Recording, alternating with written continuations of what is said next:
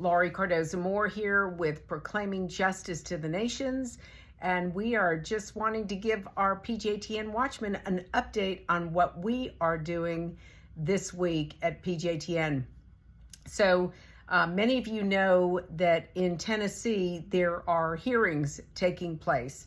There were 3 special sessions called, and 2 of those special sessions deal with education, one specifically with regards to curriculum. And I am not testifying this week in those hearings because I am in California helping to launch our PJTN organization here, a chapter here in Los Angeles. So if you are in LA and you are interested in becoming a part of PJTN and our groundbreaking work here in the state of California to help parents take back local control of their children's education, we want to hear from you. So I want to encourage you to go to the website at pjtn.org and sign up to get on our mailing list so that we can get you engaged as well. But back to Tennessee, I am not testifying this week. I have spoken with state legislators as well as a member of the State Board of Education in Tennessee over the curriculum, or the library book that is making national news because of its pornographic nature. And some of you may be aware of the story. If not, basically an elementary student from Stones Elementary in Crossville brought home a pornographic book that she was able to access in a restricted area of the library in her elementary school. And of course, the mother went through the book, took pictures of a couple of pages and sent those pages to several legislators. And of course, they were forwarded to me. And I have started the process of launching an investigation into another troublesome book that is being used in our state.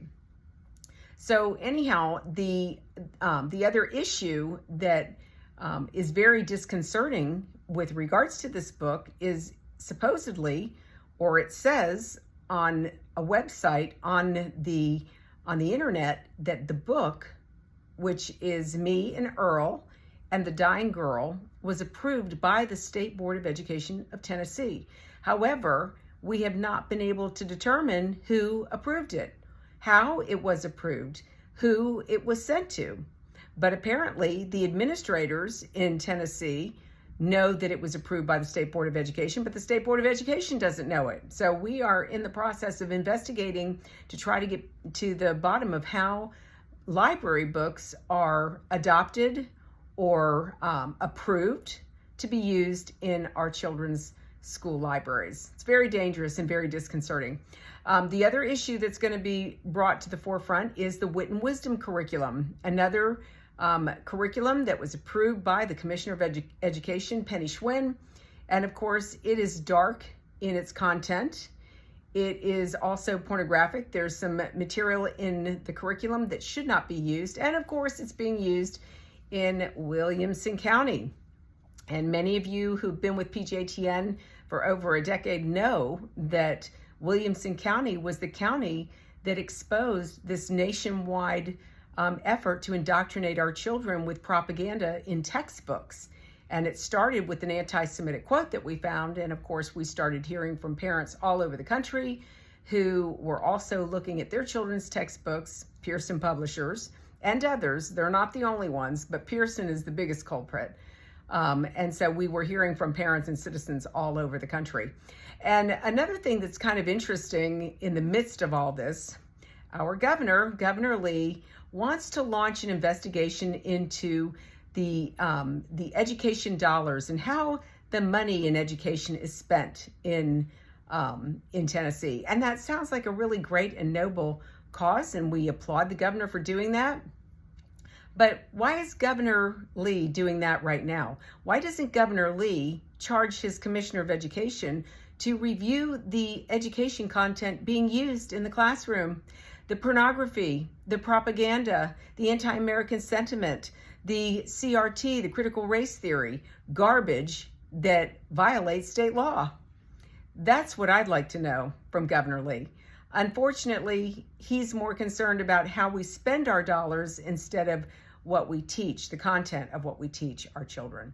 So, ladies and gentlemen, you heard it right here, and I hope to hear from you. If you are a parent with children in Tennessee schools, we need for you to go to your school library, your child's school library, or ask your child to look for this book, to check it out, to see if it's being used in your textbook. And if you're not in Tennessee, we did hear from a parent and citizen in Orange County, which is Orlando.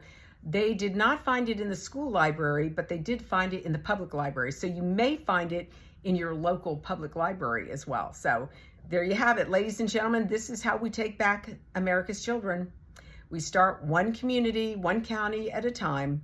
And then, of course, it spreads all across the country. So we're so excited to see all these parents and these citizens showing up at these school board meetings, and they are raising Cain. And I just want to remind you, I know the Attorney General is putting out his threats that he's going to mobilize local law enforcement to arrest parents and citizens who show up at school board meetings. Ladies and gentlemen, show up at your school board meeting. Show up en masse. Don't be intimidated. What we need to do is we need to step up the numbers and send a message to A.G. Garland. Don't come into our state and threaten us in our counties and in our communities. No laws have been violated. There's no evidence that any violence is occurring.